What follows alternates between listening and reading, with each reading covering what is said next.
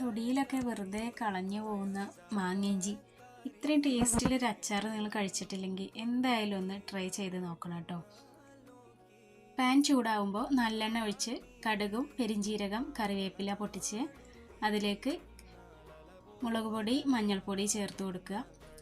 കുറച്ച് കൂടുതൽ അച്ചാർ പൊടിയും ചേർത്ത് കൊടുക്കുക. അത് കഴിഞ്ഞ് ജസ്റ്റ് ഫ്ലെയിം ഒന്ന് ലോ ഫ്ലെയിമിലിട്ട് വഴറ്റിയെടുക്കുക. പച്ചമണം മാറുമ്പോൾ പീസാക്കി വെച്ച വെളുത്തുള്ളി ചേർത്ത് കൊടുക്കുക.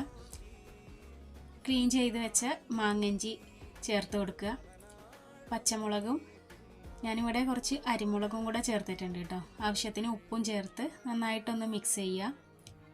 ഒരു 1/4 കപ്പ് വിനാഗിരി ചേർത്ത് കൊടുക്കുക. ഒരു നുള്ള് പഞ്ചസാരയും കൂടെ ചേർത്ത് മിക്സ് ചെയ്യുക. ഇൻസ്റ്റൻ്റ് ആയിട്ട് തന്നെ നമുക്ക് ഉപയോഗിക്കാം. നല്ല അടിപൊളി ടേസ്റ്റാണ്. ട്രൈ ചെയ്ത് നോക്കിയിട്ട് ഫീഡ്ബാക്ക് അറിയിക്കുക. ഓക്കെ.